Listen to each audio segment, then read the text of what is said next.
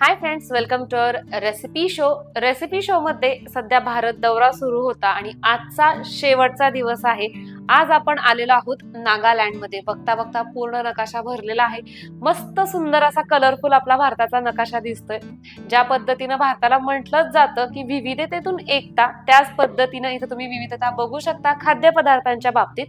तर जसं की मी म्हटलं, आज आपण नागालँड मध्ये आलेलो आहोत आणि नागालँड मध्ये खूप फिरलो आणि मग तिथं काय तुमच्या बरोबर शेअर केलं पाहिजे, कुठली रेसिपी तुमच्या बरोबर शेअर केली पाहिजे ह्याचा विचार करत होते.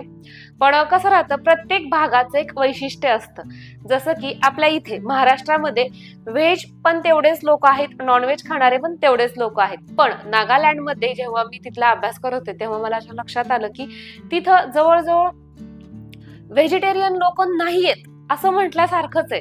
प्रत्येक भागाची एक संस्कृती असते, तर तशाच पद्धतीची संस्कृती तिथली आहे. तिथं जो प्रत्येक जीव माणसांव्यतिरिक्त हालतो, चालतो, बोलत नाही, हालतो, तो जीव ते तिथले माणसं खातात. तर तशा पद्धतीची त्यांची संस्कृती आहे. म्हणजे अक्षरशः आपण म्हणतो की चायनातले लोक असं काही हे खातात, ते खातात. तर नागालँडचा जेव्हा मी अभ्यास केला तेव्हा मला असं दिसून आलं की अगदी छोट्यातली छोटी जी किडा असते, संध्याकाळी लाईट लावल्यानंतर पावसाळ्यात जे किडा येतात आणि आपण त्यांना वैतागून दार लावतो, काही वेळेस तर घरातल्या लाईट सुद्धा ऑफ करतो कारण की ती किडं बाहेर जावीत याच्यासाठी. पण तशा पद्धतीचे किडे सुद्धा तिथले लोक खातात. तो त्यांच्या संस्कृतीचा, तो त्यांच्या खाद्यपदार्थाचा भाग आहे. त्याच्याविषयी आपण काहीतरी निगेटिव्ह बोलावं असं आपलं मत अजिबात नाहीये.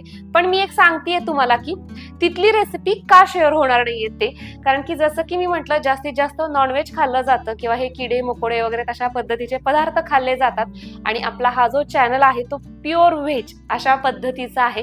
आणि नाही असं नाही, तिथंही थोड्याफार व्हेज रेसिपीज आहेत, पण जसं की जे आपल्या तत्वात बसत नाही ते आपण करत नाही. रेसिपी शो मध्ये तुम्हाला मी त्याच रेसिपीज दाखवते ज्या रेसिपीज तुम्ही ट्राय केल्यानंतर तुम्हाला सुद्धा आवडतील तशाच पद्धतीच्या.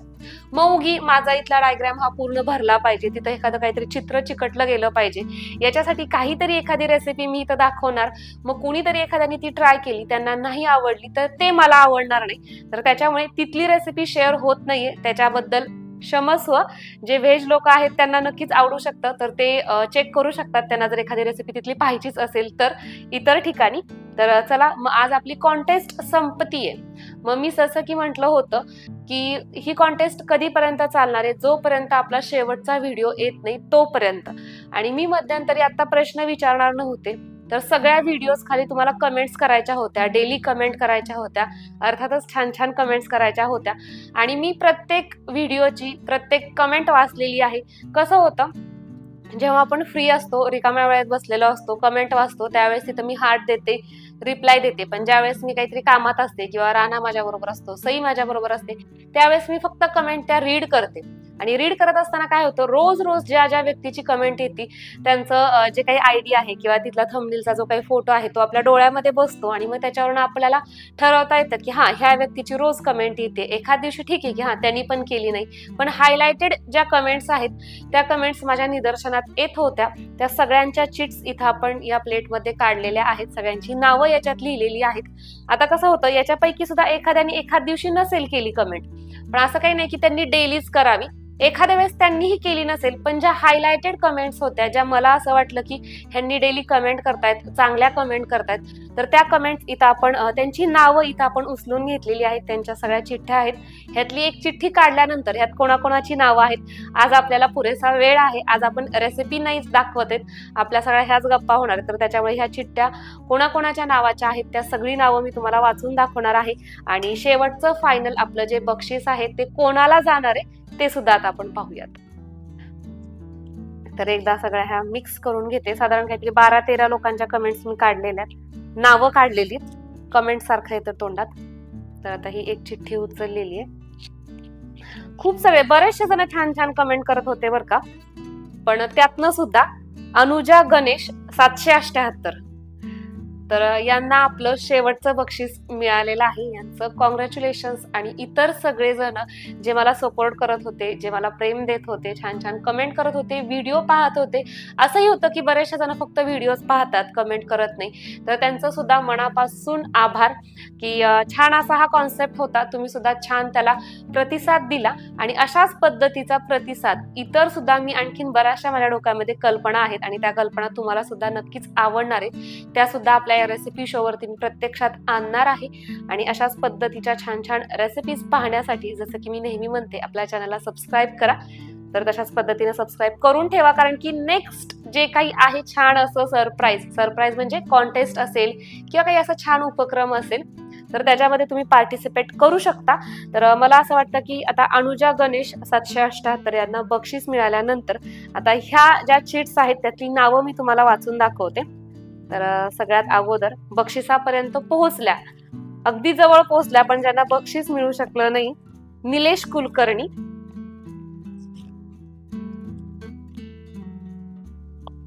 मयुरी बोगाळे. खूप डेली कमेंट्स असतात बरं का ह्यांच्या. आणि ह्यातनं सुद्धा मी आणखीन सुद्धा सांगते, एखाद्याचं नाव मिस झालेलं सुद्धा असू शकतं की जे डेली कमेंट करतायत पण ताई माझं तुम्ही नाव घेतलं नाही, तर तसं सुद्धा असू शकतं. कारण की शेवटी किती केलं तरी मी सुद्धा माणूसच आहे, चुका ह्या होणारच. आयशा पठाण,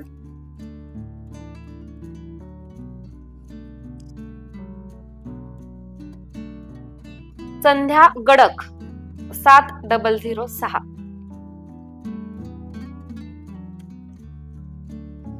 इट्स माधुरी रंगोली,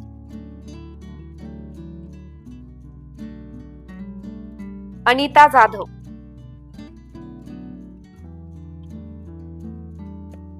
दत्तात्रय बोगाळे,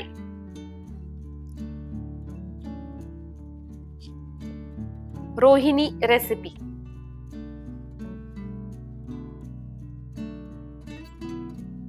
कीर्ती गायकवाड दळवी. आणि शेवटची आहे चिठ्ठी ती म्हणजे सुरेश पाटील 5055. तर अशा पद्धतीनं या सगळ्या चिठ्ठ्या होत्या, ही सगळी नावं होते. हे जे अनुजा गणेश 778 आहेत त्यांनी आमच्याशी कॉन्टॅक्ट करावा, म्हणजे त्यांना त्यांचं जे गिफ्ट आहे ते पाठवण्यात येईल. तर आता व्हिडिओ आपला संपला होता आणि व्हिडिओ संपल्यानंतर आम्ही सगळेजण बसलो आणि अनुजा म्हणजे मी मगापासून जे नाव वाचते अनुजा गणेश 778 यांची कमेंट कुठली आहे ती आम्ही वाचायला बसलो. तर त्यावेळेस म्हणजे मी एकटीच बसले नव्हते ह्या चिठ्ठ्या करायला, मला मदत करणारे सुद्धा 2-3 जण होते. तर मग असं निदर्शनास आलं की अनुजा गणेश नसून अनुजा आगाशे 778 असं नाव आहे. पण आजकाल तुम्ही बघता की तिथं नाव कशा पद्धतीनं एकत्र नाव आणि सरनेम असं जोडलं जातं, तर त्याच्यामुळे ही थोडीशी चूक झालेली आहे नाव लिहिताना. माझे जे काही सहकारी आहेत त्यांच्याकडून ही चूक झाली, तर त्याच्याबद्दल सॉरी. तर परत एकदा मी जे विनर आहेत त्यांचं नाव रिपीट करते, अनुजा आगाशे 778.